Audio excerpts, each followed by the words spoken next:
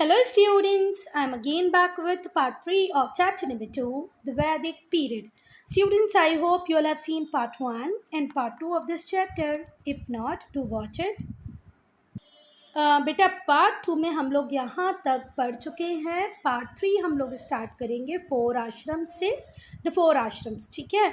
तो अगर हम अर्ली वैदिक पीरियड की बात करें ना बेटा, तो यहाँ पर फैमिली ट्रेडिशंस की बहुत ज़्यादा इंपॉर्टेंस थी, प्रोमिनेंस थी, ठीक है।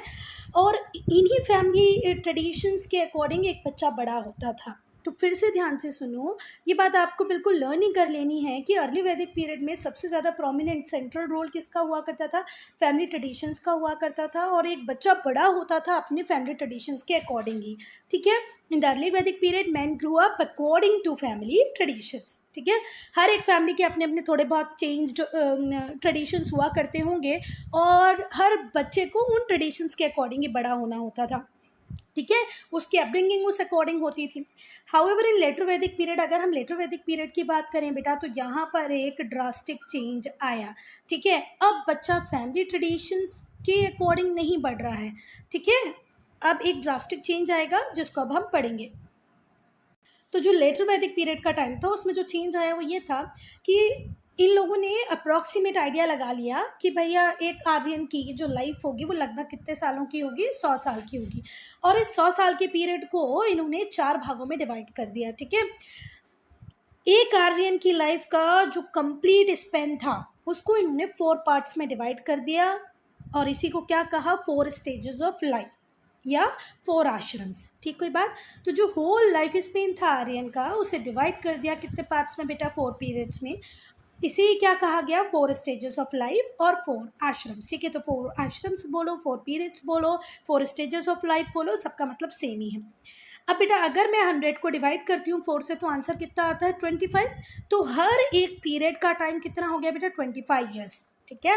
और ये जो 4 आश्रम्स थे, मतलब मैंने अगर 4 पार्ट्स में पूरी लाइफ स्पेन को डिवाइड किया है, मतलब कोई ना कोई उसका इम्पोर्टेंस होगा, है ना, कुछ ना कुछ उनमें डिफरेंसेस होंगे। तो देखो, पहले तो हम इनके नाम लर्न कर लेते हैं, फिर डिफरेंस की बात करेंगे कि भैया इन 4 आश्रम्स में क्या डिफरेंस है। चलो, तो जो नाम है वो है ब्रह्मचर्य। तो जो 4 आश्रम्स हैं उनके नाम अब हम पढ़ रहे हैं। तो पहला नाम है ब्रह्मचर्य, उसके बाद आएगा गृहस्थ, फिर आएगा वानप्रस्थ, और फिर आएगा संन्यास। ब्रह्मचर्य, गृहस्थ, वानप्रस्थ और संन्यास।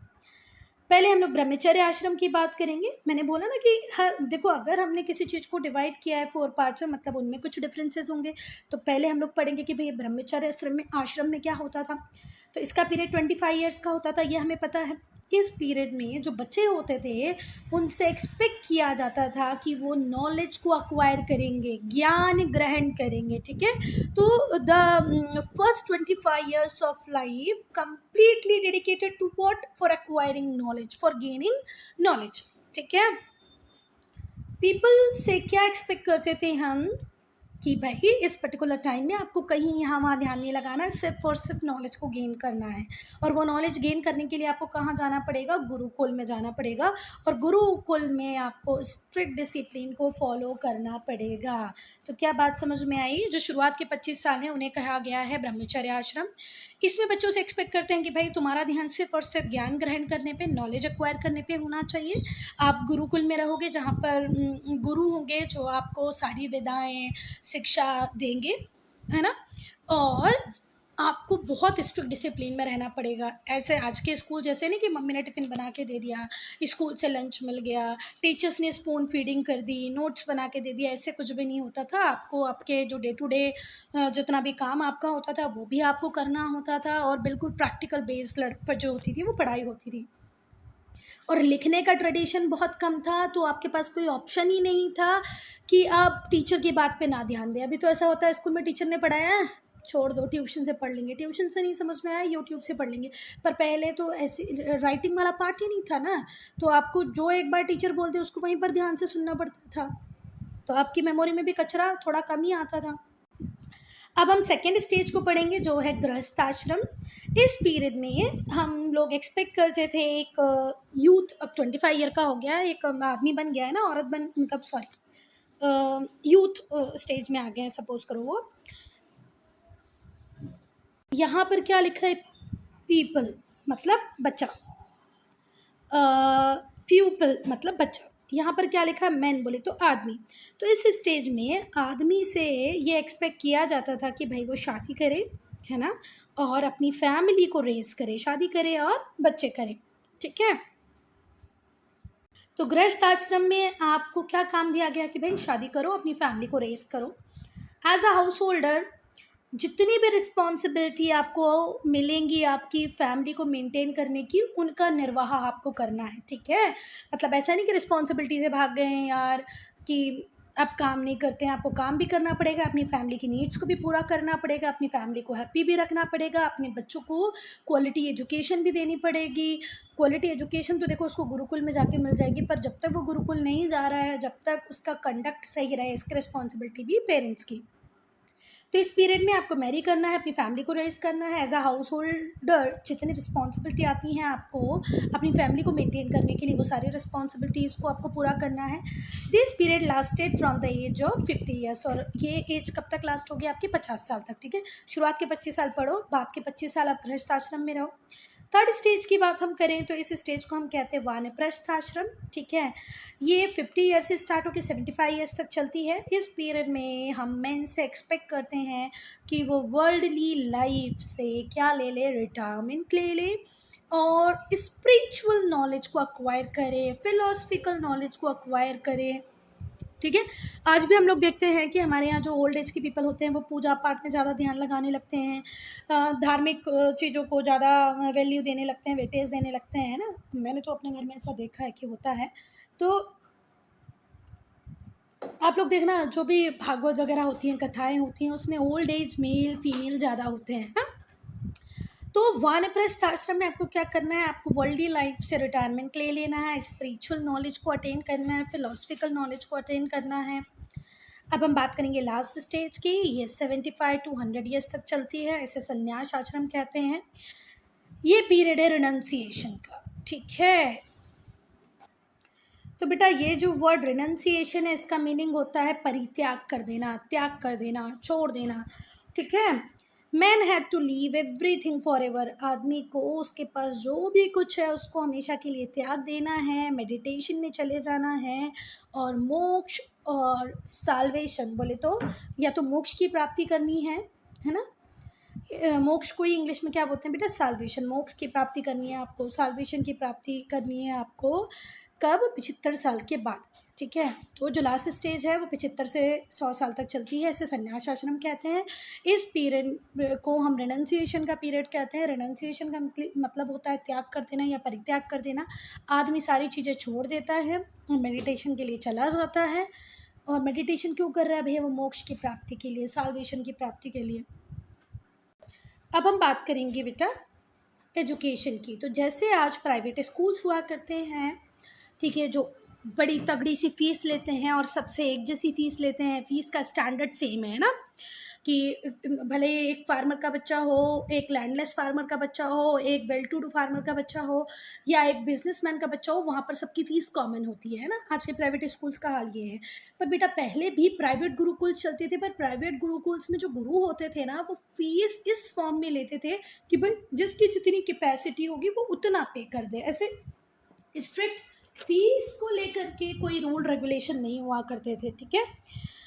Education was imparted through private gurukuls, education देने के लिए प्राइवेट गुरुकुल्स थे। जो गुरु का रेसिडेंस होता था, मतलब जो गुरुजी होते थे वो जहाँ पर रहते थे, उनका जो क्या बोलना चाहिए, जो घर था, है ना, वही उसी को क्या मान लिया जाता था, gurukul. Meaning the family of the guru had become most sacred institution. तो सबसे होली जो इंस्टीट्यूशन हुआ करता था वो क्या ही हुआ करता था, गुरु का घर, जहाँ पर गुरु अपनी फैमिली के साथ रहता था, ठीक है। उसके घर को ही क्या बना दिया जाता था, गुरुकुल बना दिया जाता था, और बच्चों के लिए वो सबसे सेक्रेड प्लेस हुआ करता था, सबसे होली पूजनीय जगह हुआ करती थी। गुरुकुल हमेशा आउटस्कर्ट्स में होते थे, और कई बार हम देख सकते हैं कि फॉरेस्ट में भी होते थे। ऐसा नहीं होता था कि जहाँ पर नॉर्मल मार्केट लग रहा है या जो नॉर्मल फैमिलीज रह रही हैं उन्हीं के बीच में गुरुकुल हो। गुरुकुल आउटस्कर्ट्स में दूर हुआ करते थे, और कई बार बिल्कुल जंगलों में हुआ करते थे। और बेटा बच्चों को गुरुकुल में ही रहना पड़ता था, आज की तरह नहीं कि सुबह स्कूल गए, है ना, और 2 बजे वापस आ गए, 3 बजे वापस आ गए, आपको वहीं पर रहना पड़ता था। समझो बोर्डिंग या हॉस्टल जैसे होता था, ठीक है। द स्टूडेंट्स लिव देयर, और जो गुरु होते थे वो अपने बच्चों की तरह ही अपने स्टूडेंट्स को रखते थे, जो विद्यार्थी होते थे उनमें और वो अपने बच्चों में कोई डिफरेंस नहीं करते थे। Students were required to do household chores for his teacher, ठीक है। ये जो वर्ड है इसको पढ़ते कहते हैं चॉर्स, और चॉर्स का मतलब होता है जो घरेलू काम होंगे, मतलब जो टास्क होंगे। चॉर्स का मतलब क्या होगा, टास्क, ठीक है। तो हाउस होल्ड टास्क को भी परफॉर्म करना पड़ता था बच्चों को, फॉर एस टीचर, बच्चों को अपने टीचर के लिए हाउस होल्ड चॉर्स या हाउस होल्ड टास्क को भी कंप्लीट करना पड़ता था, ठीक है। He had to get up early in the morning, सुबह जल्दी उठना पड़ता था, सुबह उठो, नहाओ, चैंट वैदिक मंत्रस, वैदिक मंत्र जो होते हैं उनको पढ़ो, ठीक है। Most of the teaching was done orally, most of the लिखा है पर पूरी टीचिंग ही बेटा ओरली होती थी, ठीक है। फिर से बच्चा हॉस्टल में, मतलब बच्चा गुरुकुल में ही रहेगा, सुबह जल्दी उठो, नहाओ, वैदिक मंत्रों को पढ़ो, और टीचिंग कैसे होती थी बेटा, बेसिकली ओरली ही होती थी। एट कॉम्प्लीशन ऑफ एजुकेशन, जैसे ही शिक्षा पूरी हो जाएगी, स्टूडेंट्स यूज टू गिव गुरु दक्षिणा, और जो बच्चे होते थे उन्हें अपने टीचर को कुछ गुरु दक्षिणा देनी होती थी, गिफ्ट टू हिज टीचर, मतलब जो भी आपका टीचर होगा उसको आप कुछ ना कुछ गिफ्ट दोगे। गुरुज वर ग्रेटली रिस्पेक्टेड एंड रिवॉर्ड, आज की तरह नहीं होता था बेटा, उस टाइम में टीचर्स को बहुत आदर मिलता था, रेस्पेक्ट मिलता था, एंड रिव्यूर्ड, ठीक है। बच्चे अपने गुरु को बहुत ज़्यादा रेस्पेक्ट देते थे, है ना, उनके अंदर श्रद्धा रखते थे। रिव्यूर्ड और रिस्पेक्ट दोनों ही उस टाइम में टीचर को भर भर के मिलता था। जो मेन ऑब्जेक्ट, अच्छा एक बात और ध्यान से सुन लो, चलो मत सुनो, छोड़ दो। हाँ, तो जो मेन ऑब्जेक्ट होता था एजुकेशन का, वो होता था एक बच्चे में स्पिरिचुअल डेवलपमेंट का होना, मेंटल डेवलपमेंट का होना, फिजिकल डेवलपमेंट का होना। मतलब एजुकेशन का जो एम था वो होलिस्टिक डेवलपमेंट ऑफ किड्स या होलिस्टिक डेवलपमेंट ऑफ पीपल था, ठीक है। बच्चों का पूर्ण विकास था, फिजिकली भी वो डेवलप होना चाहिए, मेंटली डेवलप होना चाहिए, और साथ ही साथ स्पिरिचुअल डेवलपमेंट भी होना चाहिए। आज भी हम हमारे स्कूल्स में फिजिकल डेवलपमेंट पे ध्यान दे रहे हैं, मेंटल डेवलपमेंट पे ध्यान दे रहे हैं बेटा, पर स्पिरिचुअल डेवलपमेंट जैसी कोई चीज़ हमारे करिकुलम में नहीं है। और मुझे लगता है कि सीबीएसई को या आईसीएसई बोर्ड को दोनों को ही ट्राई करना चाहिए कि वो अपने करिकुलम में क्या इंक्लूड करें, स्पिरिचुअल डेवलपमेंट को इंक्लूड करें, कि भाई हाफ एन आवर हर एक क्लास को कंपलसरी है कि मेडिटेशन करना ही है। आज जो बच्चे बहुत ज़्यादा फास्ट होते जा रहे हैं, मेडिटेशन अगर शायद करें तो उनका दिमाग जगह पे आ जाए, पर क्योंकि ये करिकुलम में नहीं है तो इसको सीरियसली नहीं लिया जाता। सैटरडे 5 मिनट मेडिटेशन करा के स्कूल्स उसका वीडियो बना के पोस्ट कर देते हैं कि हमारे स्कूल मेडिटेशन होता है, ऐसे नहीं, रेगुलर बेसिस पे मेडिटेशन बहुत इम्पॉर्टेंट है, ठीक है। तो जो ऑब्जेक्ट होता था एजुकेशन का वो होता था कि बच्चे में फिजिकल, मेंटल, स्पिरिचुअल डेवलपमेंट हो। जो सब्जेक्ट पढ़ाए जाते थे वो होते थे वेद, पुराण, ग्रामर, मैथ्स, एथिक्स, लॉजिक और मिलिट्री सर्विसेज। वेदास, पुराणास, आप ऐसे पढ़ना चाहो तो ऐसे पढ़ लो, तो वेद, पुराण, ग्रामर, मैथ्स, एथिक्स, लॉजिक और मिलिट्री सर्विसेज। आपको लड़ना भी सिखाया जाता था, ठीक है, वॉरियरशिप सिखाई जाती थी। ऐसे लड़ना नहीं कि मैं आपसे लड़ लूँ, आप मुझसे लड़ो, वॉरियरशिप, है ना।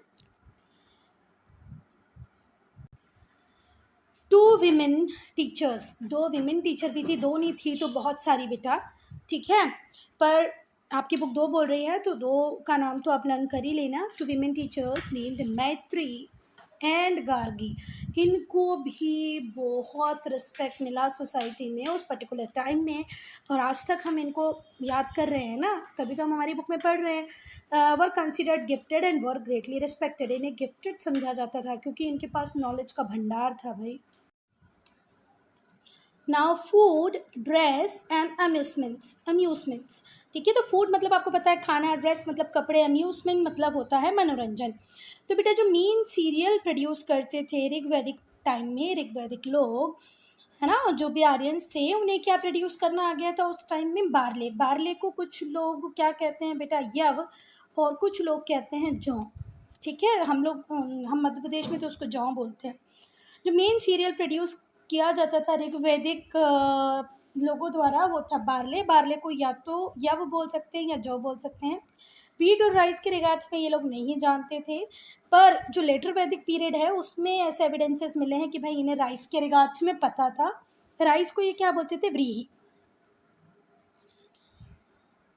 राइस को क्या कहते थे बेटा ये लोग? व्रीही। राइस के होने के एविडेंसेस कम मिले हैं हमें लेटर वैदिक टाइम में, ठीक है। ऋग्वैदिक टाइम जो अर्ली ऋग्वैदिक टाइम था उस टाइम तो ये लोग सिर्फ बार्ले ग्रो करना जानते थे, बार्ले को यूज़ करना जानते थे।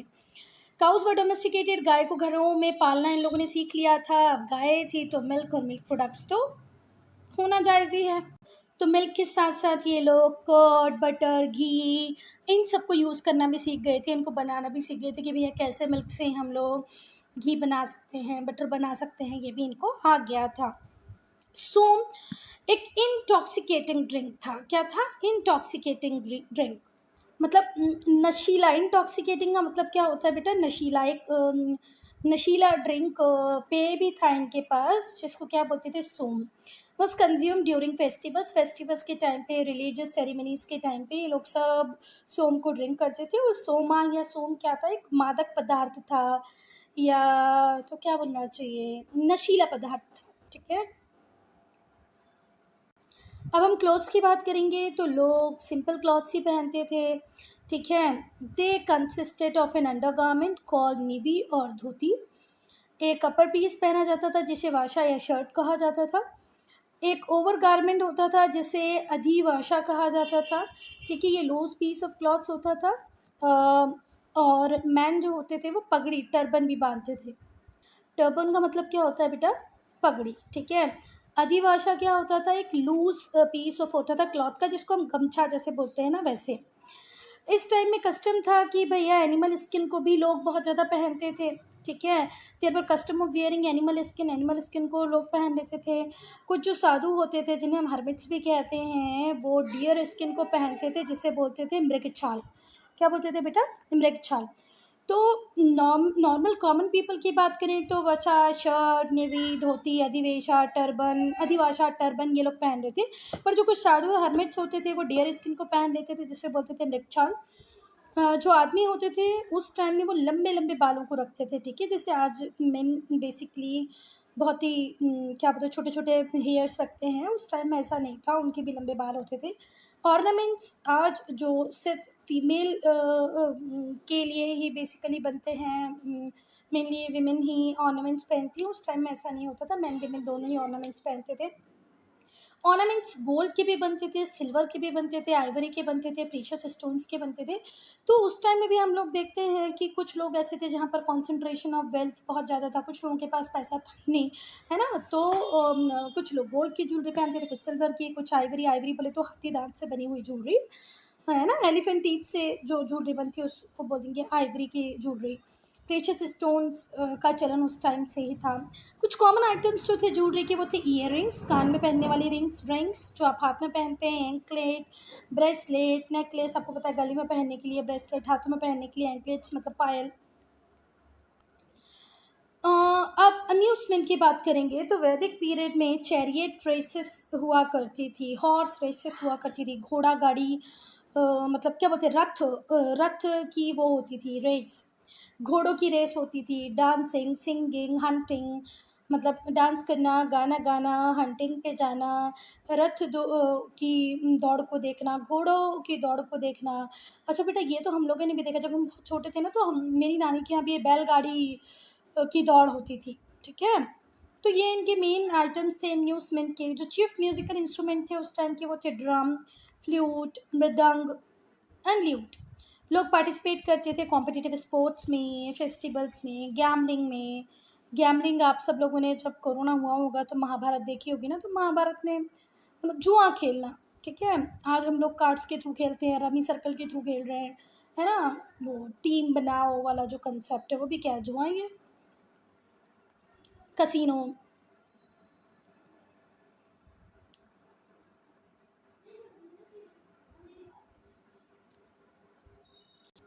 अब हम पढ़ेंगे रिलीजियस बिलीव्स को। तो वैदिक एज में जो लोग थे ना बेटा, वो नेचुरल जो फोर्सेस थे, नेचर के जो फोर्सेस थे, उनको वर्शिप करते थे, उनकी पूजा करते थे। ठीक है, इन्होंने नेचुरल फोर्सेस को पर्सोनिफाई कर लिया था। ठीक है, और ये जो नेचुरल फोर्सेस थे, जो प्राकृतिक ताकतें थी, इन्होंने इनको पर्सोनिफाई कर लिया था। उन्हें ये जीवित व्यक्ति की तरह देखते थे। ठीक है, उन्होंने इन चीज़ों को एनिमल के एट्रीब्यूट्स, ह्यूमन के एट्रीब्यूट्स दे रखे थे। बहुत सारे गॉड्स हैं जो ऋग्वेद में मेंशन हैं। ठीक है, जिसमें से कि सबसे इम्पॉर्टेंट गॉड इन्होंने माना है किसको? The most important among these gods was Indra, जिसको हम जल का देवता, पानी का देवता मानते हैं, बारिश का देवता मानते हैं। ठीक है, लगभग 250 हिम्स जो हैं वो डिवोटेड है ऋग्वेद में किसको? इंद्र को।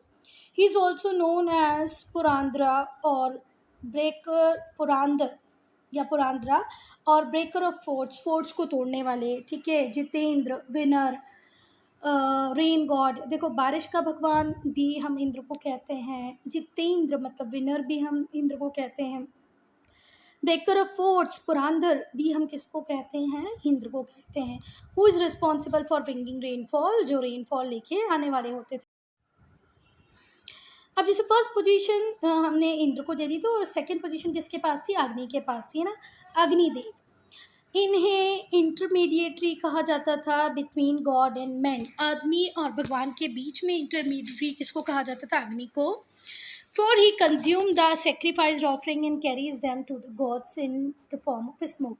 देखो आज भी आप लोगों ने देखा होगा कि हम हवन करते हैं, जब हम पितरों को भोग लगाते हैं तो हम किसके ऊपर भोग लगाते हैं?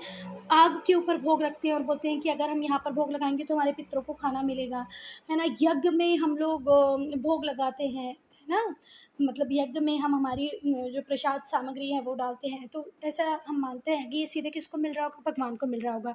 तो इसीलिए अग्नि को इंटरमीडिएट कहा गया है गॉड और मैन के बीच में, इंसान और भगवान के बीच में। क्योंकि जो भी हम ऑफरिंग, सेक्रीफाइजल ऑफरिंग्स अग्नि को देंगे, ऐसा माना जाएगा कि स्मोक के फॉर्म में वो स्मोक ऊपर की तरफ जाती है ना, किसको जा रही है? भगवान को जा रही है। जो थर्ड पोजीशन है वो वरुण को दी गई थी। वरुण बोले तो वरुण कौन है? The god of water, clouds, ocean and reverse, पानी के देवता, जल देवता हैं वरुण। ठीक है, ये डिटरमिन करते हैं उस बात को कि भाई जिस बात से होते हुए आप हेवन की तरफ जाएंगे।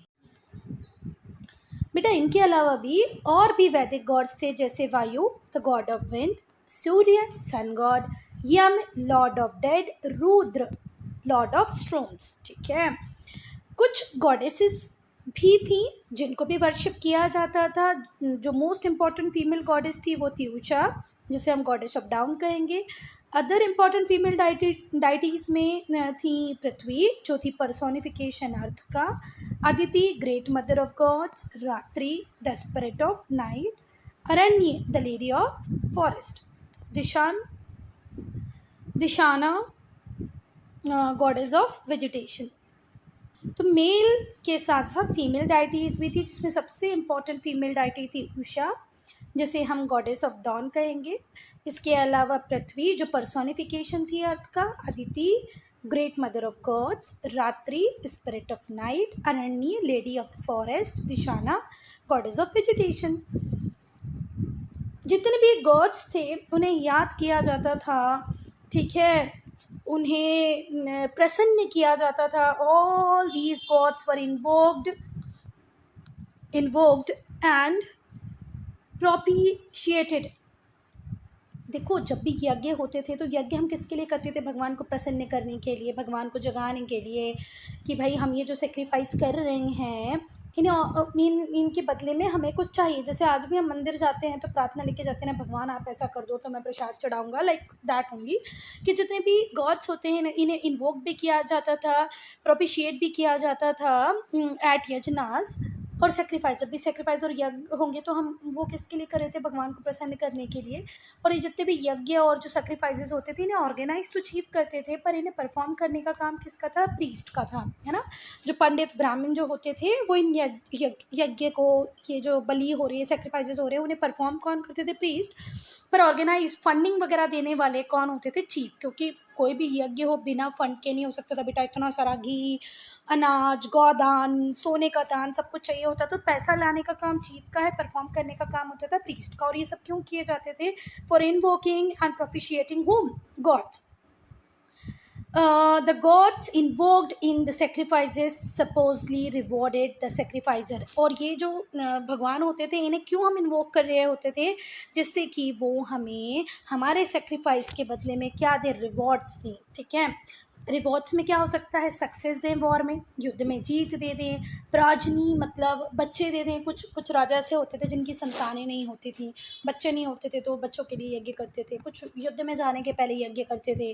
कुछ अपने कैटल्स के नंबर को बढ़ाने के लिए कि भगवान मेरे पास उतने सारे जानवर हो, इतने सारे जानवर हों कि किसी के पास उतने जानवर ही ना हो। कुछ लोग लंबी लाइफ के लिए मतलब ज़्यादा जीने के लिए भी यज्ञ करते थे। तो ये पैराग्राफ ये बोलना चाह रहा था कि जितने भी गॉड्स हैं उन्हें हम इन्वोक करते थे, प्रोपिशिएट करते थे, मतलब हम उनकी आराधना करते थे, उनका आवाहन करते थे, उन्हें प्रसन्न करने की कोशिश करते थे यज्ञ के द्वारा, सेक्रीफाइसेस के द्वारा। यज्ञ आयोजित करवाने वाले चीफ होते थे और यज्ञ करने वाले ब्राह्मण्स प्रीस्ट क्लास होती थी।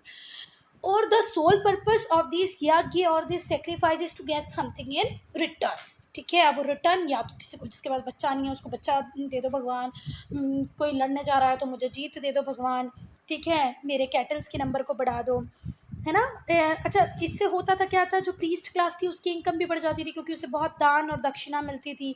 कई बार सोना चांदी भी मिल जाता था, गाय भी मिल जाती थी। गौदान तो एक इम्पॉर्टेंट दान था। चेंजेस आते गए बेटा, changes which occurred in material life. जैसे जैसे हमारी मटेरियल लाइफ में चेंजेस आए towards the end of early वैदिक एज, जैसे जैसे अर्ली वैदिक एज खत्म हो रही थी, towards the end of early वैदिक एज, जब अर्ली वैदिक एज खत्म होने लगी तो हमारी लाइफ में भी बहुत सारे चेंजेस आए। हमारी जो मटेरियल लाइफ थी उसमें क्या आए बेटा? बहुत सारे चेंजेस आए towards the end of early वैदिक एज। और वो जो चेंजेस थे उन्होंने हमारे एटीट्यूड को चेंज किया टुवर्ड्स गॉड एंड गॉडेसेस। जितने देवी और देवताओं को अब तक हम पूजते आ रहे थे उनको पूजने के तरीके में, उनको देखने के नज़रिए में एक डिफरेंस आया जैसे जैसे हम हमारी लाइफ में आगे की तरफ बढ़े। ठीक है, जैसे ही हमारा इंटरेक्शन होना चालू हुआ लोकल नॉन आर्यंस से, ठीक है, वो लोग जो आर्यंस नहीं थे, नॉन आर्यंस थे, लोकल नॉन आर्यंस से, जैसे जैसे हम आर्यंस की पॉपुलेशन का इंटरेक्शन हुआ तो जो एटीट्यूड था वो चेंज होने लगा आर्यंस का। थर्स इन लेटर वैदिक एज, लेटर वैदिक एज की बात करें, प्रजापति, प्रजापति किसको बोला? द क्रिएटर ऑफ क्रिएटर, और ब्रह्मा, मतलब आज हम बोलते हैं ना ब्रह्मदेव जिन्होंने इस सृष्टि को रचा है, उन्हें क्या कहा? प्रजापति। थर्स इन लेटर वैदिक एज, लेटर वैदिक एज में प्रजापति जिसे हम क्रिएटर या ब्रह्मा भी कहते हैं वो सबसे सुप्रीम गॉड बन गए कि भैया पूरी धरती को इन्होंने बनाया है।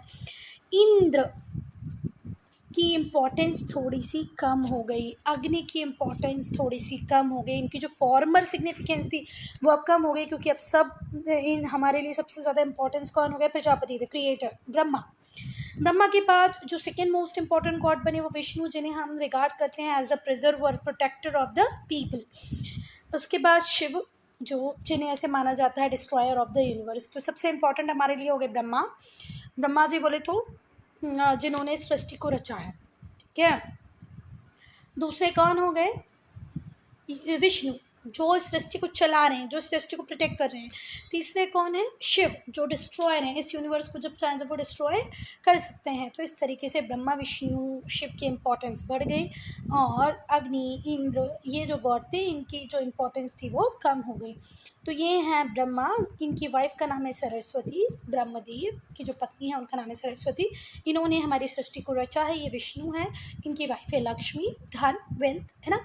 और ये वो हैं जो हमारी अर्थ को, हमारी लाइफ को प्रोटेक्ट करते हैं। और शिव डिस्ट्रॉयर है और इनकी वाइफ है Parvati.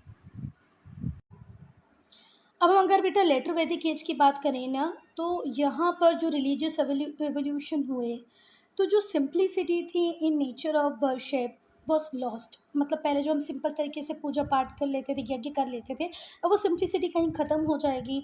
Frequency and number of यजनाज इंक्रीज, एकदम से लोग बहुत ज़्यादा पूजा पाठ करने लगेंगे, यज्ञ बहुत ज़्यादा करने लगेंगे, रिचुअल सेक्रीफाइसेस बढ़ जाएंगे और अब ये डेली रूटीन में आ जाएगा कि डेली आपको यज्ञ करना है, डेली पूजा करनी है, और यज्ञ बेसिकली कौन परफॉर्म करते थे? किंग भी परफॉर्म करते थे, कॉमन मैन भी परफॉर्म करता था, पर कॉमन मैन के जो यज्ञ होते थे वो थोड़े से छोटे होते थे।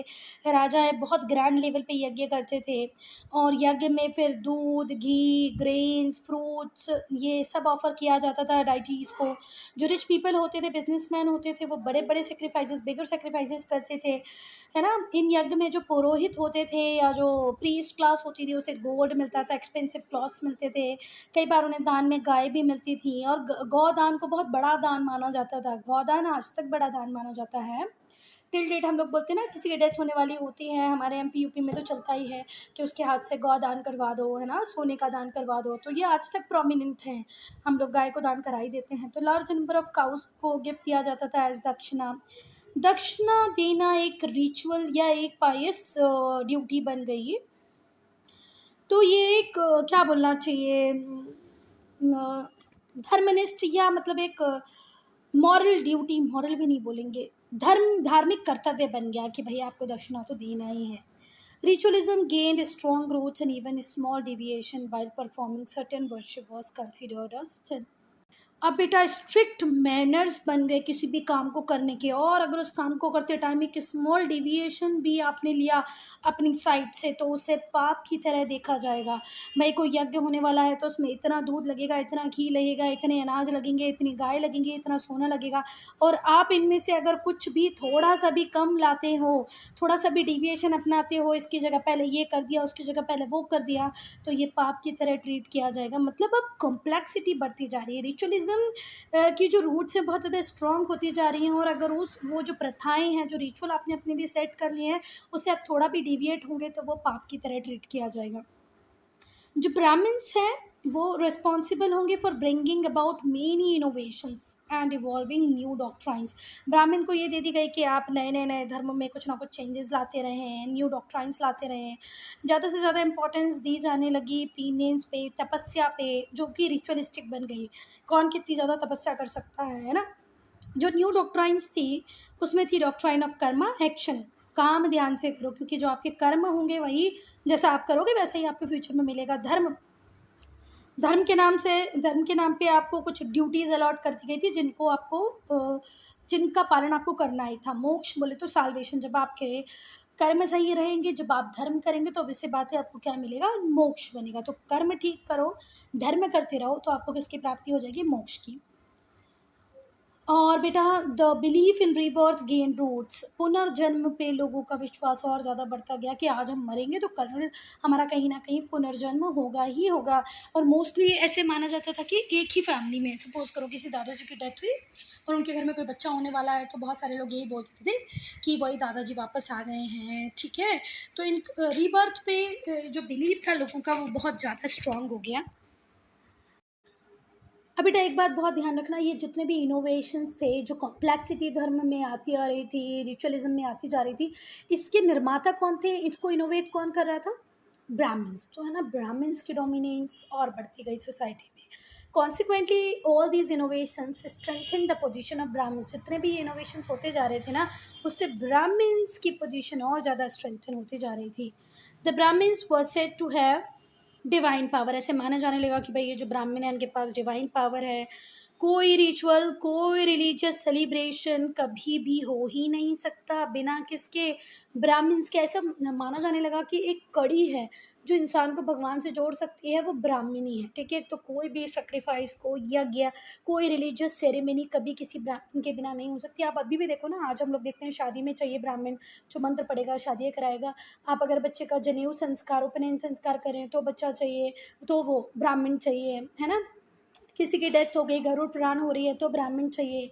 हम लोग जब किसी की डेथ हो जाती है तो भी ब्राह्मण्स को ब्राह्मण भोज कराते हैं। तो ये ब्राह्मण्स की जो पोजीशन है आजकल की बनाई नहीं है बेटा, ये वैदिक पीरियड से चली आ रही है ना। और एक टाइम तो ऐसा था कि ब्राह्मण्स वाज इक्वल्स टू या नेक्स्ट टू गॉड, ऐसी पोजीशन भी बीच में बन गई थी। फिर 17 18 18 19 सेंचुरी में जो सुधार हुए, 17 में तो नहीं, 18 19 सेंचुरी में, तो इनकी पोजीशन को, इनकी इम्पोर्टेंस को थोड़ा सा कम किया गया, पर टिल डेट इनकी इम्पोर्टेंस तो है ना। अभी हम इकॉनमी की बात करेंगे तो जो ऋग्वेदिक इकॉनमी थी वो प्राइमरी पेस्टोरल थी, ठीक है। आपके पास जानवर कैटल्स होते थे, और उन कैटल्स को बढ़ाकर, उनके नंबर को बढ़ाकर दूध, दही, घी बेचकर या जो उनसे जो दूसरे प्रोडक्ट्स मिलते थे उनको बेचकर आप अपनी लाइवलीहुड को अर्न करते थे। For Aryans kettles was synonyms with wealth. जितने ज़्यादा जानवर आपके पास हैं, जितने ज़्यादा कैटल्स आपके पास हैं, उतने ज़्यादा वेल्दी आप हैं। Wealthy person was called gomat. तो अगर हम ऋग्वैदिक इकोनॉमी की बात करें तो कैटल्स इक्वल्स टू वेल्थ थे, ठीक है। जितने ज़्यादा कैटल आपके पास उतने ज़्यादा वेल्दी आप हैं। एक वेल्दी पर्सन जो होता था उसे गोमत कहा। बेटा गोपा और गोपति ये एपिथेट्स थे। एपिथेट्स थे तो मतलब विशेषण थे, है ना। मतलब क्या बोलोगे आप इसको, टाइटल्स की तरह समझ लो। ये एपिथेट्स थे जो किसको दिए जाते थे, किंग को दिए जाते थे, ठीक है। गोपा, गोपति ये एपिथेट्स थे। एपिथेट्स बोले तो टाइटल्स थे या विशेषण थे जो किसको दिए जाते थे, राजा को दिए जाते थे। ऋग्वेद में गोधूली का यूज़ बहुत ज़्यादा हुआ है टाइम को मेजर करने के लिए। Distance is called gavyuti. Distance को क्या कहते थे बेटा, गौयुति। And the daughter is called duhitr और the one who milks the cow. गौधूली का मतलब क्या होता था बेटा, ये वो टर्म था जिससे टाइम को मेजर किया जाता था। डिस्टेंस को गौयुति कहा जाता था and the daughter is called duhitri, जो one who milks the cow, जो गाय से दूध निकालेगी उसको क्या बोलेंगे, दुहित्र। बेटा अगर हम ऋग्वेद की बात करें तो हमें बहुत सारे लिंग्विस्टिक एविडेंसेस मिले हैं, लिखा हुआ मिला है कई जगह पर कि कैटल रियरिंग एक मैसिव जॉब था, बहुत बड़ा जॉब था, कैटल वेल्थ के इक्वल थे। ये सारी चीज़ें ऋग्वेद में लिखी हुई हैं, इसका एविडेंस है। पर एग्रीकल्चरल एक्टिविटीज़ के बहुत कम रेफरेंस वहाँ पर गिवन है, ठीक है। अपार्ट फ्रॉम यावा और बार्ले, याव हम लोग हिंदी में उसको यावा नहीं बोलते, क्या बोलते हैं बेटा, यव। यव या जौ, बार्ले यव जौ एक ही चीज़ है। मम्मियों से पूछना, दादी से पूछना, तो वो घरों में रखी होगी क्योंकि जब भी यज्ञ करते हैं तो जौ लगती है, ठीक है। तो जौ होगी घर में, तो वो आपको दिखा देंगी। अपार्ट फ्रॉम यव या यवा और बरले कोई और ग्रेन का मेंशन भी नहीं है। तो अगर हम ऋग्वेद की बात करें तो वहाँ पर ये चीज़ लिखी हुई है कि कैटल रियरिंग होती थी, पर एग्रीकल्चर की बहुत कम रेफरेंस है। फिर बार्ले के रिगार्ड्स में लिखा हुआ है, पर और किसी अनाज के बारे में कोई रिटर्न एविडेंस उस टाइम का नहीं है, ठीक है। कोई रेफरेंस नहीं है उस टाइम का कि वीट और राइस का रेफरेंस अगर मिलता है तो लेटर ऋग्वैदिक पीरियड में मिलता है, ठीक है। There are references to fire being used for burning the forest, और इस बात के रेफरेंस भी दिए हैं कि जंगलों को जलाया जाता था, ठीक है, शिफ्टिंग कल्टीवेशन होती थी। There are reference to fire being used for burning the forest, आग का यूज़ किया जाता था जंगलों को जलाने के लिए, और शिफ्टिंग कल्टीवेशन होता था। वो एरियाज जहाँ पर कम रेनफॉल होती थी। And the major rivers mention in the Rigveda, जो जितनी भी रिवर्स के रिगार्ड में ऋग्वेद में बताया गया वो ऐसी रिवर्स थी बेटा जो अपने कोर्स को फ्रिक्वेंटली चेंज करती थी। आज यहाँ से बह रही हैं तो कल थोड़ा सा डिविएट हो गई, परसों थोड़ा सा और डिविएट हो गई। इस कंडीशन में जो एलुवियल लैंड थी रिवर के पास could not be cultivated on a permanent basis. क्यों? क्योंकि बेटा जो रिवर है वो अपने कोर्स को चेंज करी। सपोज करो रिवर यहाँ पर है तो यहाँ पर जो एलुवियल डिपॉजिट है हम उस पर एग्रीकल्चर कर सकते हैं अगर रिवर ऐसी रहे, पर रिवर डिविएट करके ऐसी हो जाए या ऐसी हो जाए तो फिर हम एग्रीकल्चर कर ही नहीं पाएंगे, है ना। अब बेटा जो कंपैरिजन है वैदिक पीरियड और लेटर वैदिक पीरियड में, इसके लिए मैं एक सेपरेट वीडियो बनाऊंगी, ठीक है। तो अभी हम चलते हैं आगे। जो मेजर चेंजेस थी इकॉनमी में वो लेटर वैदिक फेज में आए।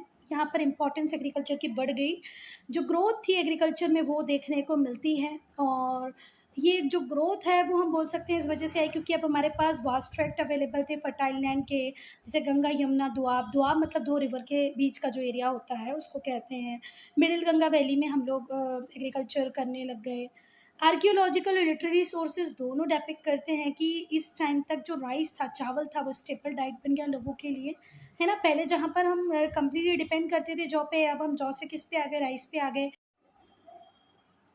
अब बेटा जो वैदिक टेक्स्ट हैं वो मेंशन करते हैं व्रीहि। अभी हम लोगों ने पढ़ा था ना, राइस को कहते हैं व्रीहि, तंदुला, सली। ये तीनों नाम किसके हैं? राइस के हैं, डिनोटिंग राइस। तो राइस को किस किस नाम से जाना जाता था? व्रीहि, तंदुला और सली। जो लेटर वैदिक टेक्स्ट थे उनमें ऑक्सन योग को यूज़ किया गया किसके लिए? प्लोइंग के लिए, हल चलाने के लिए। तो मतलब यहाँ पर जो प्रेवलेंस था, जो इम्पोर्टेंस था प्लो कल्टीवेशन का वो बढ़ता गया, ठीक है ना। मतलब लोग हल चलाना सीख गए थे, प्रचलन में था हल चलाना, है ना, prevalence. Towards the end of this period, इस पीरियड के एंड तक आयरन प्लोशेयर आ गए थे, मेटल टूल्स का यूज़ होने लगा था और वैरायटी में क्रॉप कल्टीवेट की जाने लग गई थी। ये जो वर्ड है प्रेवलेंस, इसका मतलब होता है प्रचलन में होना। तो मतलब एक टाइम के बाद हल चलाना लोगों को आ गया, आयरन फिर और बाद में आयरन प्लोशेयर भी आ गए, मेटल का यूज़ होने लगा, वैरायटी ऑफ क्रॉप कल्टीवेट होने लग गई।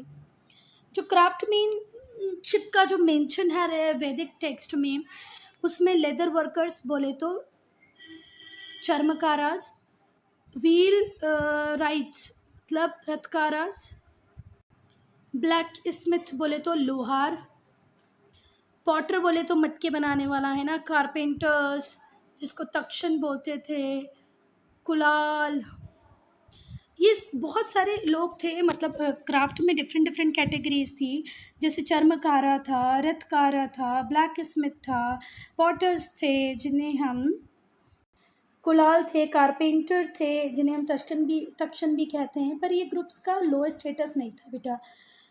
वीविंग देखो एक इम्पॉर्टेंट एक्टिविटी है, क्योंकि हमें जो कपड़ा मिलता है जिसको हम पहन रहे हैं वो वीविंग के थ्रू ही मिलता है। तो जो वीविंग था वो डोमेस्टिक क्राफ्ट था। वूल को शिप से ये लोग ऑब्टेन कर लेते थे, वो बहुत कॉमन रॉ मटेरियल था। कॉटन इज़ नॉट मेंशन्ड, और कॉटन के यूज़ को मेंशन इन्होंने नहीं किया है। मतलब अगर ऋग्वेदिक टाइम की बात करें तो कॉटन नहीं चलता था, ऐसे आप मान सकते हो, ठीक है। अब हम ट्रेड की बात करेंगे बेटा, व्यापार की बात करेंगे, तो लेटर वैदिक फेज में जो एग्रीकल्चरल सरप्लस था उसकी वजह से ट्रेड आया। मतलब जब आप एग्रीकल्चर प्रैक्टिसेस करने लगे, आपकी जितनी ज़रूरत थी उससे ज़्यादा जब आपके पास अनाज होने लगा तो आप ट्रेड करने लग गए, और फिर यहाँ से मार्केट बनने लग जाते हैं। मार्केट बनेंगे तो टाउन्स बनेंगे, सिटीज़ बनेंगे। यूजुअली देखो हमारे जो विलेज हैं सेल्फ सफिशिएंट यूनिट है, पर अब हम देख रहे हैं कि विलेज में बहुत सरप्लस प्रोडक्शन हो रहा है, तो दो विलेज आपस में ट्रेड करने लगे। जब एक ट्रांजिशन जोन बनेगा जहाँ पर लोग ऑब्वियस सी बातें ट्रेड करने के लिए मिलेंगे, तो वहाँ पर एक सिटी या एक टाउन का राइज हो जाएगा। जो ट्रेड था वो पाइवट था around which the whole town and city life moved. Trade become pivot around which the whole town and city life moved. मतलब पिवट इंपॉर्टेंट क्या बन गया, ट्रेड, और ट्रेड के आसपास पूरी सिटी लाइफ मूव करने लग गई, ठीक है।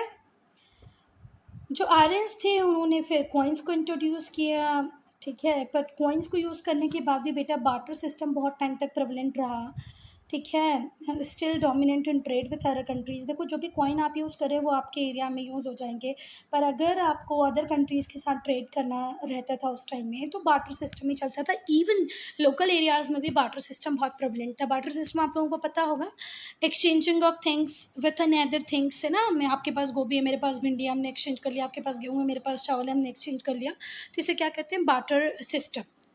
तो यहाँ पर होप की ये लाइन आपको क्लियर होगी कि जो ट्रेड था वो बहुत इम्पॉर्टेंट था, उसके आसपास ही सिटी लाइफ मूव करती थी। जो आर्यंस थे उन्होंने कॉइन्स को इंट्रोड्यूस किया, पर बार्टर सिस्टम फिर भी प्रेवलेंट था, डोमिनेंट था ट्रेड करने के लिए। किससे ट्रेड करने के लिए, अदर कंट्रीज से ट्रेड करने के लिए। अब हम ऑक्यूपेशन की बात करेंगे तो एग्रीकल्चर के अलावा बेटा ट्रेड भी हुआ करता था, ठीक है। तो दूसरे इंपॉर्टेंट ऑक्यूपेशंस भी थे, एग्रीकल्चर तो था, ट्रेड था, पर दूसरे इंपॉर्टेंट ऑक्यूपेशंस भी थे, जैसे domestication of animal, craft in various metals, gold Smith भी होता था, ब्लैक स्मिथ भी होता था, ठीक है, कारपेंट्री थी, पॉटरी थी, फिशरी थी। विमेन इंगेज थी स्पिनिंग में, वीविंग में, निटिंग में एंड डाइंग में। अब स्पिनिंग करने का मतलब आपको पता ही होता है क्या होता है, थ्रेड बनाना। वीविंग करना मतलब थ्रेड को इस तरीके से अरेंज करना कि कपड़ा बन जाए, क्लॉथ बन जाए। निटिंग बुनाई में, डाइंग कपड़ों को कलर करने में। So student, I'm in this video here. Only if you have any doubt, any problem, to write in comment section.